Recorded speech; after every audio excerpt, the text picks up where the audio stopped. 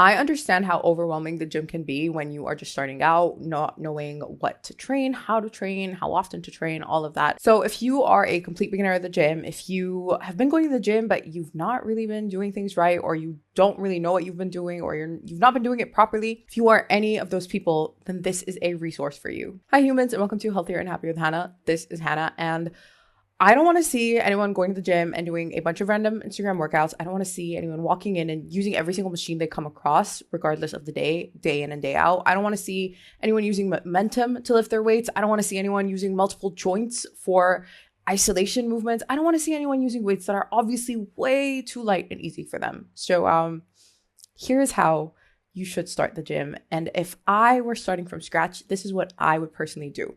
So first off, we're going to establish the training goal. I believe that the best training goal to start with, regardless of your end goal, regardless of your result goal, is hypertrophy training. Hypertrophy just means an increase in muscle mass. And the reason this is the best place to start for pretty much anyone is because whether you're trying to lose weight, then having more muscle mass on you will increase your burning of calories at rest. Whether you are trying to just, get fit and generally healthy and for longevity's sake, then having more muscle mass on you will preserve your, not just muscle mass, obviously, but your bone density as well, and will help you stay able-bodied as you grow older. If you are trying to train for aesthetics and get that quote unquote toned look, you can lose all the weight that you want, but if you don't have muscle underneath to show, you won't get that sort of lean, muscular physique that some people want to get. And even if your goal is eventually to strength train, as in power lifting, then starting with hypertrophy means you're starting at lower weights, and lower weights are obviously a good foundational place for you to start before you start lifting the really heavy stuff, before you are at a greater risk of injuring yourself. Starting with weights that are more manageable is a safer place to start and kind of also build that foundation for you before you move on to the heavier weights. In terms of how often you should train, I think if I were starting from the beginning, I would definitely be training at least 3 to 4 times a week. And listen, something is always going to be better than nothing. If you can't see yourself training more than once a week for now, fine, twice, great. But ideally, 3 to 4 times a week when you're starting is a good place to start. How you split that 3 or 4 times would be, I would either do upper body, lower body split, so like a half body split, or a full body split. Meaning I would either, if I'm training 3 times a week, I'd either do 3 full body days, preferably different workouts on each day so that you, number one, don't get bored out of your mind, but also so that you are hitting different muscle groups. Alternatively, I could also do 1 full body day, 1 upper body day, 1 lower body day. If I'm training 4 times a week, then I would probably do 2 upper body, 2 lower body. I think that 4 full body days is probably a little bit overkill and could get quite tedious. So I would do 2 upper body, 2 lower body.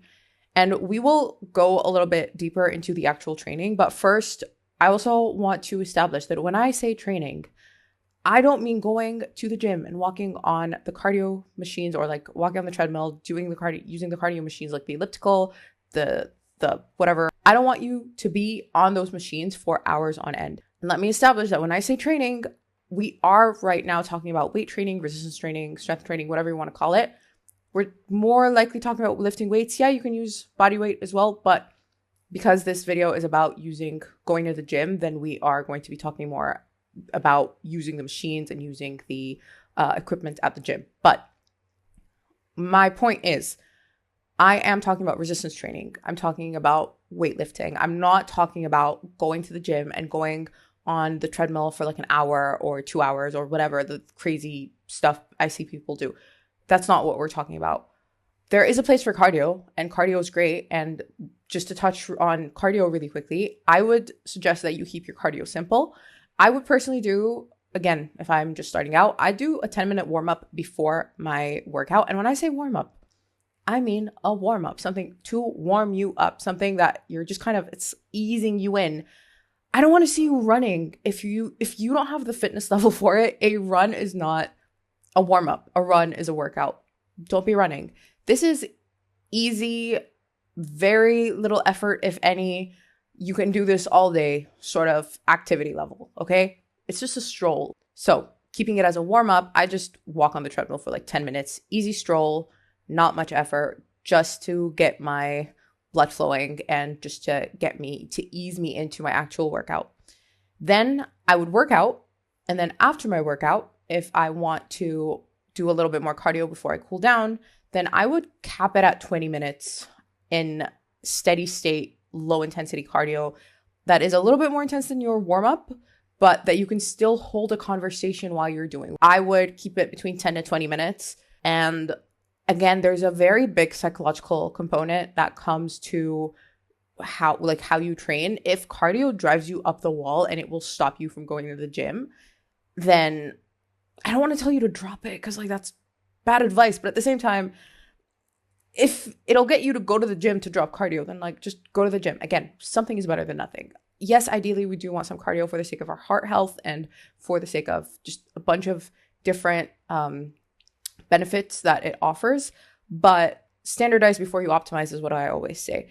And there is a whole episode on cardio that I will link down below if you want to dive deeper into cardio. So you can go listen to that. It's not on YouTube. So if you're watching this on YouTube, it's only available. I wasn't filming YouTube videos at the time. Or the podcast wasn't on YouTube at the time. So you can listen on platforms like Spotify and Apple Podcasts and so on. I'll link the at least Spotify and Apple Podcasts versions down below. But point is, yes, cardio is important, but you do what you can and you do what you are willing to do at the beginning. But at the same time, find the balance between pushing yourself and forcing yourself to do the thing, but also being realistic and knowing when you'll end up giving up if you don't take a step back. So this is us just keeping it real. Though alternatively, instead of putting cardio on the same day as your weight training sessions, in the beginning, it's really not that big of a deal. Later on, it could become very exhausting to do that. So if you have the time and are willing, then you could do longer cardio sessions on separate days. So maybe you can strength train for 3 days a week and do longer cardio, steady state cardio sessions at that same like intensity of, I'm working, it's hard, but I can still hold a conversation during it. That's the kind of level we want to be at. Maybe do 30 minutes to an hour of that 3 times a week if you want. Maybe you can also just keep that at 20 to 30 minutes, 3 times a week. Up to you. You're just starting. You're just getting in the game. Whatever makes sense to you, then please go with that so that you can make sure that you're showing up and not going to give up just halfway through. But anyway, definitely have that 10-minute warm-up in the beginning. And between the warm-up and the training session, we want to do at least 5 minutes of mobility. Like 5 minutes is really like, you can get great mobility into 5 minutes. And when we say mobility, we mean the joint's ability to go through a full range of motion. So think of loosening up your hips, think of loosening up your shoulders, think of loosening up your spine, all of that. We just kind of want to move our joints around and just kind of loosen them up. So think things like swinging your leg back and forth or to the sides, or maybe arm circles to kind of loosen up your shoulders, or wrist circles to loosen up your wrists. Maybe going into a really deep lunge with your knees over your toes and then going back to just loosen up or mobilize your ankles, cat-cows for your spine, all of that. These are all mobility movements that we can do before a workout. You can also obviously be more specific with your mobility for your workout. So if you have a leg day and you want to be squatting and so on, then you loosen your hips and the leg swings. Maybe you do knee circles to loosen your hips, whatever you need to do, 90-degree swings or windshield wipers, whatever it is. If you're doing upper body, then, shoulders, wrists, all of that. But you could just do full body mobility every day regardless. It's great for your joint health and it'll help you move better in and outside of the gym. So definitely prioritize mobility early on.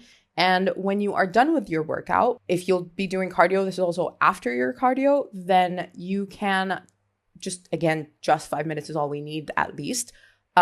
Take 5 to 10 minutes to just stretch and cool down for the sake of flexibility.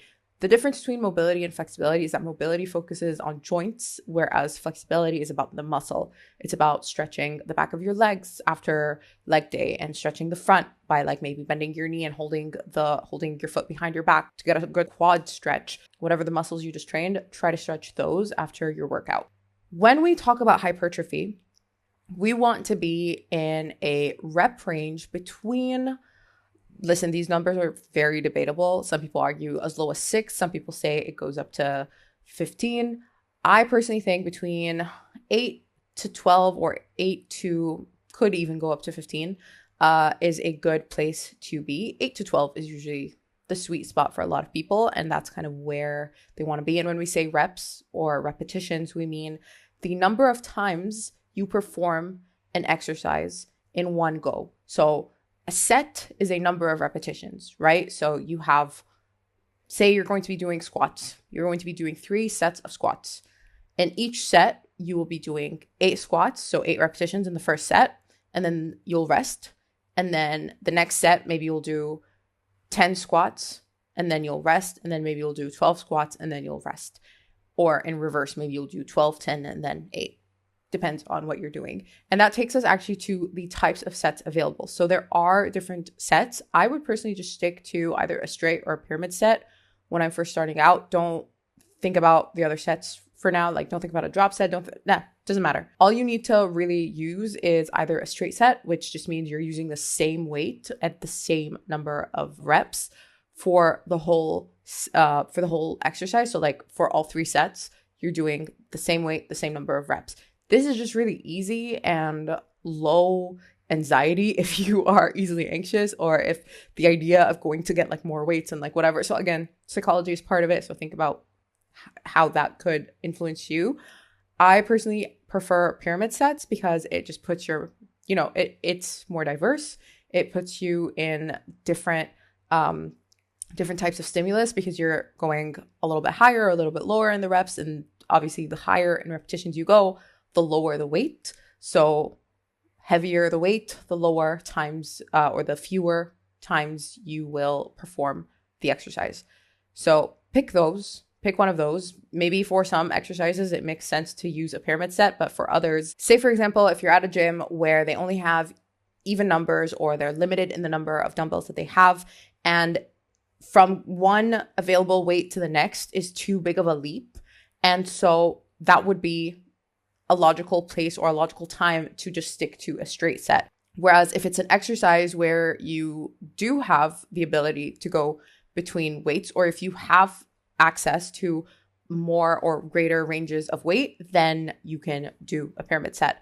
The only other set I will mention, and this is only to be used, in my opinion, for beginners for time's sake. I think for a lot of people, it might be too much in the beginning to use a superset, but I think supersets are great for time efficiency. So a superset is when you do 2 sets back to back without resting of 2 different exercises. So for example, if you're doing bicep curls and then you're going to be doing a tricep extension on either the cable or lying on your back with the dumbbells or overhead, whatever.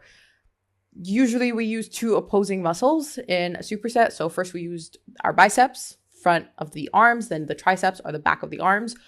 That would be a great example of a superset. Or if you're doing something full body, then maybe you are doing, back rows and then squats, for example. Those are using 2 different muscles, your backs as if you have multiple, your back, and then your legs for the squats. Yes, technically you can use the same muscle or the same muscle group in 2 different exercises back to back in a superset, but not for a beginner. Like, don't do that as a beginner, and kind of just stick to, like I said, straight sets or pyramid sets when you're just starting. But sometimes when we're in a time crunch and we want to just get our workout done faster, then a superset can be really helpful. So I still thought I would mention that. Also, just a quick shout out to more recent research that has been circulating and more people are talking about this. In terms of women's health and fitness, especially the older you are, like we're talking above 40, the type of training differs, and you are supposed to actually lift heavier, so lower reps, heavier weights. However, even if that is the case for you, I still think that if you are starting, you should start with lower reps anyway, because you're just starting, and the older you are, depending on your age, the potentially more vulnerable you are. So just start with lighter weights, because anyway, you can't really lift very heavy when you're starting off anyway. And so just wanted to kind of give a little disclaimer or shout out to that in case you hear other things and you're like, wait, but I thought that for my age, just at the beginning, give this a go. And then when you're more comfortable and you are able to do more, then sure, In terms of number of sets, then 3 sets is a good place to be. And as we've already established, those sets will either be straight sets or they will be pyramid sets of 8 to 12 reps. And when you choose a weight for each set, we want to choose a weight that we ideally have 2 to 3 more repetitions left in us before we can give out. So for example, if you are going to be doing bicep curls and you can do 12 bicep curls with a 6 kg weight, okay? If you can do 12 and then you can do 3 more or 2 more, then that's the right weight. If you can do up to 20 reps with that 6 kg, that is too light.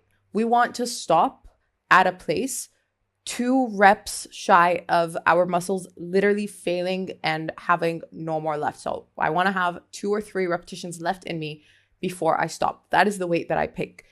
Any more than that is too light. If I can do too many more than the 12, then that weight is way too light. If my muscles give out doing 12 repetitions using the 7 kg weight, then 7 kgs is the correct weight for 10 repetitions because I would have stopped at 10, which is 2 from my failure. Does that make sense? I hope it does, but that is how we choose weights. If you are nowhere near tired or struggling by the end of your set, that weight is too light. But if you are just first week into the gym, then I would really recommend you just going in and figuring out your form with little or absolutely no weights whatsoever. Preferably no weights, actually. Don't even touch the weights until you know that your form is right. You can do this by looking up the workout and watching videos, looking at pictures, studying the posture, studying the form, looking at yourself in a mirror, becoming more connected with your body. A lot of people actually have no spatial awareness of their body or no coordination. When you ask them to squat, their body just does the strangest things and they genuinely don't know where their body is in space. And it takes time to actually build that connection with your body and that physical awareness of where your body is in space. So I would just experiment with your posture, with your form, and just try to get it right. Ask the trainers at your gym if you need help. Ask the staff members around to show you if you need help. Use your phone. We always have our phones on us. You can look up the workout or the exercise, look up the posture, look up the form. Even if the first week is you just kind of exploring and understanding, and even if before you start to go to the gym, even just at home in front of a mirror, just practicing the form of a movement without even touching the weight could be really helpful. And there are a bunch of pictures and videos online to help you figure out what a squat looks like, how a deadlift should look like, what a bicep curl should look like. Which brings us to things we don't want to do. When we are training or weight training, we want to feel resistance. We don't want to use momentum. We don't want to be swinging on our arms when we are trying to lift a bicep curl. Or lift a dumbbell in a bicep curl. So we have something called compound movements, which is a movement that uses multiple joints in a single move. So think that something like the squat. The squat bends your hips, your knees, your ankles, okay? A deadlift bends the same joints. In something like a chest press or even a back row, you are using your shoulder and your elbow.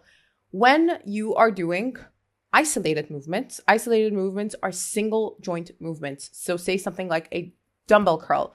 A dumbbell curl is only using your elbow.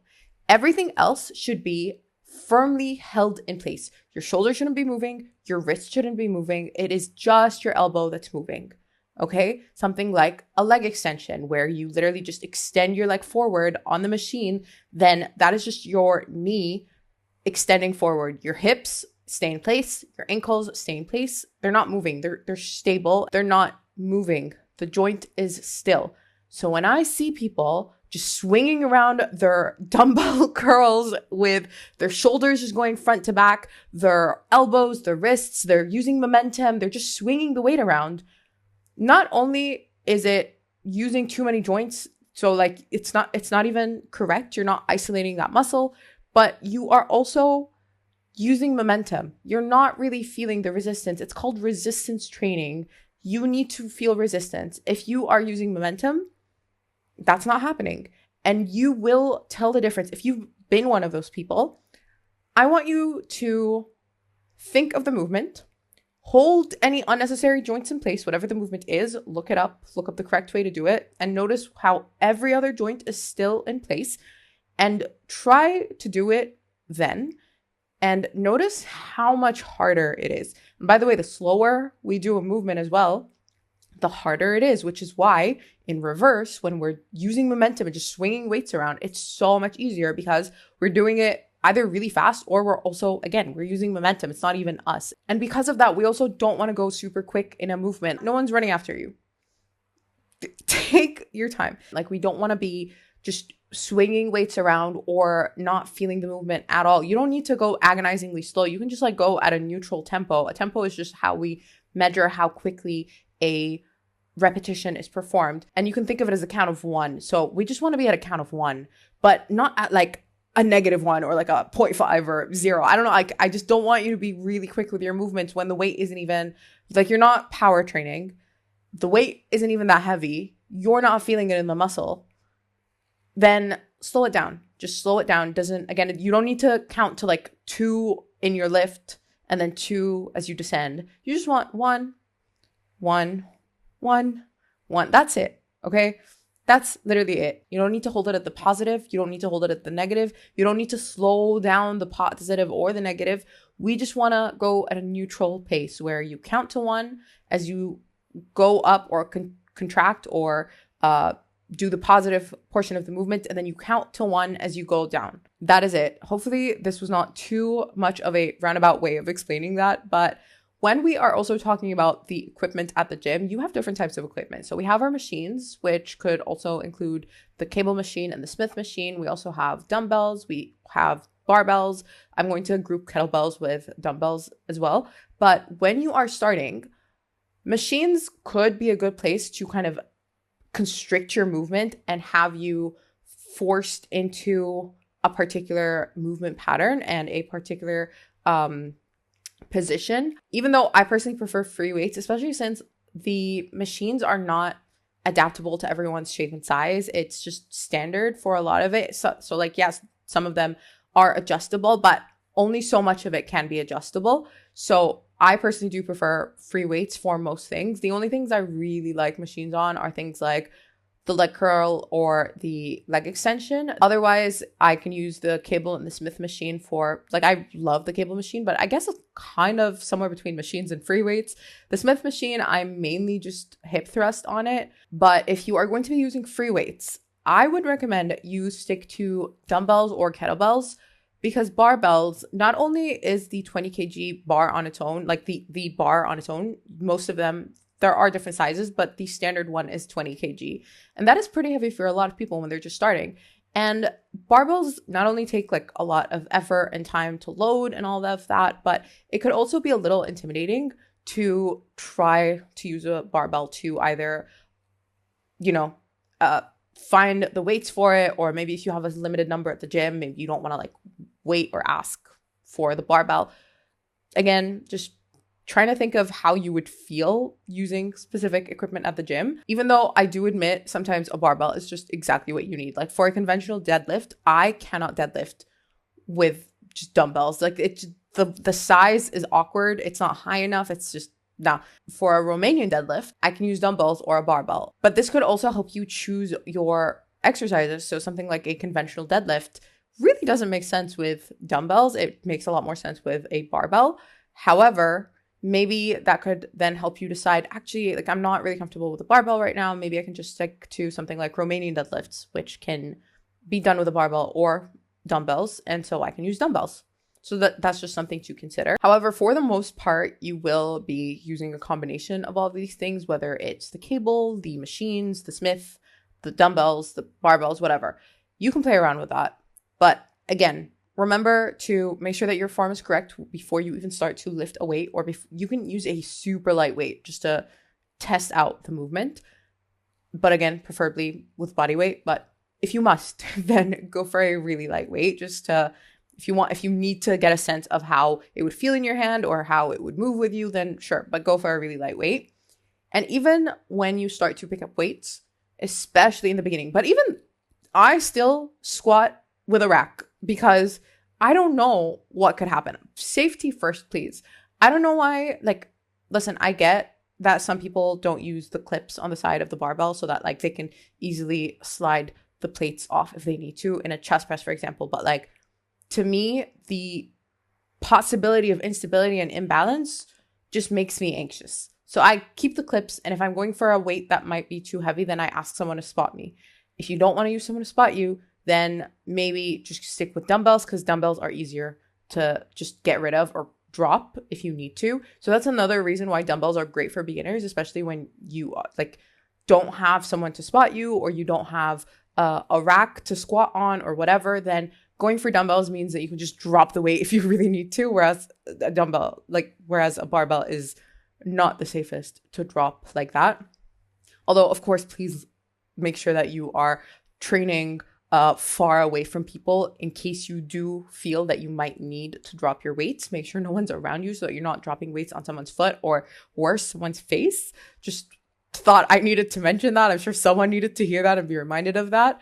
And also, please don't agree to spot someone if you can't genuinely help them if they're about to drop the weight. Because I know people, and they've told me that they agreed to spot someone, and then it would come that they're like failing and the weight's about to drop on them, and they just stood there like not knowing what to do. So if someone asks you and you're not comfortable or confident or able to remove the or help them, you're not able to lift the weight or help them, then you need to tell them, hey, I don't think I'll be able to do this. Maybe you should ask someone else for your safety. So that's just something else that I needed to point out. Also, we need to be sticking to a program. So we don't want to be doing random workouts that aren't progressing, because how you progress at the gym is to do something called progressive overload. So you are doing the same workout every week, but every week you're increasing the intensity, whether that is by increasing the reps, whether that's by increasing the weight, whether that's by reducing your rest time, whatever it is. Have a program that you follow, whether you find one, have someone design one specifically for you, work with someone, put one yourself, whatever, use a program. And I would recommend that you only progressively overload when you can safely do a weight at the given rep 2 weeks in a row. So because 1 week could just be like a fluke, but if you do it for a second week, then it is confirmed that you are actually capable of progressing higher than that. I'll also, by the way, be sharing a sample workout on Instagram. So make sure that you're following me on there. It's just Hanamari, HANAMAR, the number 3 and an I. If you're on YouTube, it's the same as the channel name. If you're not on Instagram, I'll probably also repost it to TikTok at some point. So you can also follow me on there. Same handle, same name. It'll just be a beginner-friendly sample day that pretty much anyone can follow. But regardless of your program, your split, whatever, we need to talk about deloads. So a deload phase is when you drop the weights or the intensity or the number of times you train in a week, whatever, for about a week or a few days between phases. And as a beginner, so for the first like at least 6 months of you taking the gym seriously, then it will probably be that you can deload every 8 to 12 weeks, because like you're just starting. It's probably not that intensive a stimulus for you. You are probably still doing a lot of trial and error. It's not going to be that intense.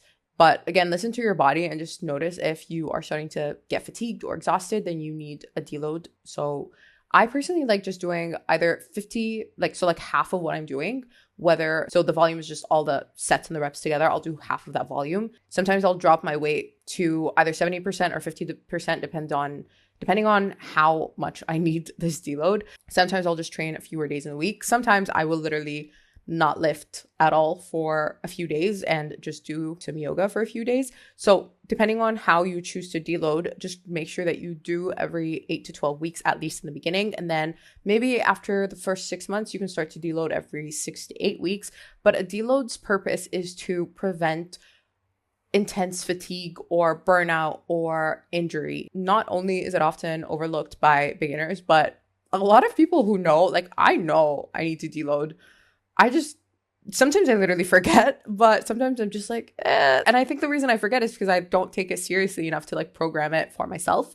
Even though when I'm like working with someone, I'm like, don't forget your deload. But when it's me, I'm like, I'll deload when I feel like it. Sometimes I deload with my cycle, but I would not be a responsible person if I did not remind you that you do need to deload so you can avoid injury, over exercising or overexerting yourself, and so on. Now, I also want to talk about tracking your progress because, okay, it's not going to be fun and it might be anxiety inducing if you are someone who is so obsessive about the scale, especially.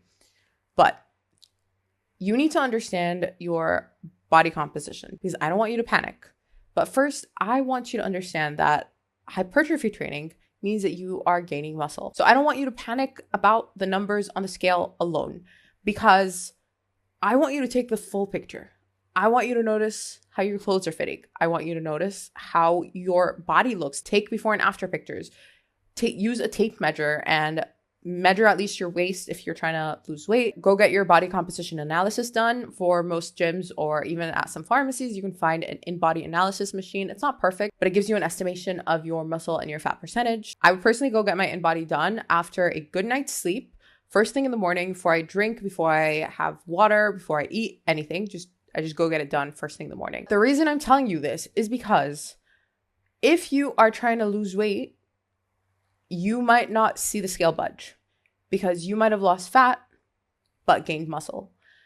And for a lot of us, seeing that number not budge on the scale induces a lot of panic. And I get that. I get that it might not make sense sometimes, but that is why we want to look at before and after pictures. We want to see how our clothes fit, if they fit any better. We want to see how we feel. We want to see how we look. Don't just take these numbers. And also about the scale, make sure that if you are going to be tracking your weight, whether it's to gain weight, to lose weight, whatever, that you are taking the average of the week, not just using a single scale. And I talk a lot about this in last week's episode. I also talk about how you can eat to either lose weight, gain weight, etc., whatever the goal is, because a lot of that depends on nutrition. It depends on balancing your calories in versus out. And I talk about all of that in last week's episode, which is just about nutrition. And it's important to know that we can go to the gym all we want, but we won't really see physical changes in our weight, in our physique, if we're not eating right. So definitely listen to that episode next. It'll be the episode right before this one. It'll be linked in the description below, whether YouTube or on audio platforms. But I also wanted to talk about what I would do next. So this is kind of like phase 1, right? The exact length of how long you do this for will depend on your specific goals, on your personal goals. However, I would personally do this for probably 6 months before I move on to phase 2. And phase 2 will sort of depend on your personal goals and even things like your age and your gender. But as a woman in her late 20s, as I said, I would do this for like 6 months with the deloads. But then I would increase my training to 4 to 5 times a week. I would probably either stick with a half body split, so upper body, lower body, or a push-pull leg split.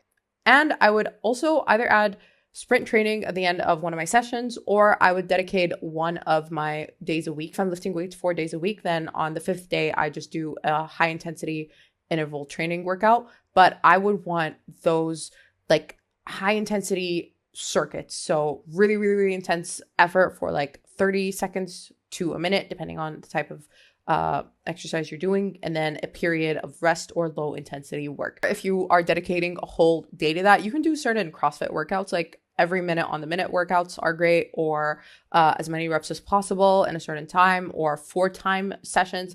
These types of CrossFit workouts I loved. I actually do both of these things right now. So I do end with sprinting after one day, but then I have another day that is just like a CrossFit workout where I focus on these types of exercises rather than just the ones that want me to lift heavy, because I'm already lifting heavy. And so I like using my CrossFit sessions for the ones that are more like circuit based.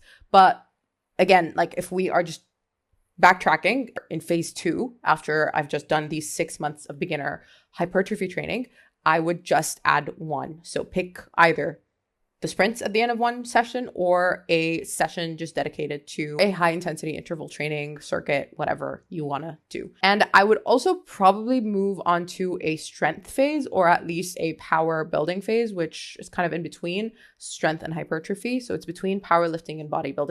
Then at some point, I'd also start to incorporate plyos or plyometrics, which is basically an exercise that is like more explosive. It requires your muscles to lengthen and contract really quickly. So think things like box jumps, for example, that's a plyometric exercise. Then I would add endurance. I could do a full endurance phase, but I personally I don't enjoy that. I like to add an endurance day in the middle of my split. And at this point, I would probably start to train up to 5 to 6 times a day rather than just 4 to 5. So first we started with 3 to 4, we move on to 4 to 5, and then I would personally go up to like 5 to 6. And right now I am training in that range. So I would go to the gym 5 times a week, and I would just do yoga for the other 2 days that are like my active recovery days. And the further down your journey, then the more heavily we individualize. So my split is so very specific. Like when people look at my split, they're like, what? Why? And I'm like, you guys don't know, like I'm training for very specific things. So just keep in mind that these next steps are kind of just like what I would do. The next steps, stick to the beginner phase, and then notice what your goals are and start to figure out what you want to do. I might actually share my split in the next YouTube video, which is probably going to include a gym vlog of sorts. So if you want to watch that, if you're listening on an audio only platform, make sure that you're following on YouTube, which is just Hanamar, HANAMAR, the number 3 and an I. But you could, after your hypertrophy phase, decide, actually, I'm seeing all these people running a 5K and I kind of want to run a 5K. So maybe your training starts to change to incorporate training for a 5K, but also obviously resistance training, because resistance training helps runners as well. Whatever you decide to do, you can start to kind of take a more individualized approach. But at least for the first 6 months, I think this is a good place to be. Hypertrophy, training 3 to 4 times a week in the specified rep ranges of approximately 8 to 12, 3 sets of each exercise, training either as a full body split or an upper body, lower body split, or combining the two, keeping your cardio simple to just a little bit before, a little bit after, making sure that you focus on mobility, making sure that you're not neglecting your flexibility. And I would actually also heavily focus on compound movements. When you're just starting, compound movements are great because, as we said, they're the ones that use multiple joints, but that also means they use multiple muscle groups at once. So a deadlift, depending on the type of deadlift, but like say a conventional deadlift, engages not just your legs, it also works on your core, it works on your back. It does a lot more than just one small muscle in the way that, for example, a leg extension mainly kind of just works on your quads, right? So for efficiency's sake, I would definitely focus on the compounds. Not to say that you can't have some accessory or isolated movements in there, but definitely focus on compounds when you're starting. And I would personally also just focus on bilateral movements in the beginning. So that means using both sides. So for example, you're squatting, then you use both your legs rather than a Bulgarian split squat, which just uses one leg. Or if you're deadlifting, you're using both legs instead of just one leg. I would focus on bilateral movements in the beginning just because it's already a lot for a lot of people to process certain movements and for their bodies to process it and for their balance to be right, just with two sides. And it'll help them kind of get a sense of moving. And after the first few weeks of just getting familiar with how you move using both your legs or both your arms, try to diversify between bilateral and unilateral movements. Keep most of it bilateral, but definitely include a few unilateral movements here and there, because unilateral movements help combat imbalances. And you might not realize you have these imbalances until you engage in unilateral movements. I'd also like to shout out previous episodes that could be really helpful if you are trying to understand how to get into the gym. But there is one about translating your goals into gym goals, and I'll also link that down below. It's only available on audio. That one is also before the podcast was available on YouTube, but I'll link the audio versions for at least Spotify and Apple Podcasts down below. It's available on other platforms, but these are the two that most people, my listeners at least, listen to. So I'll leave those down below.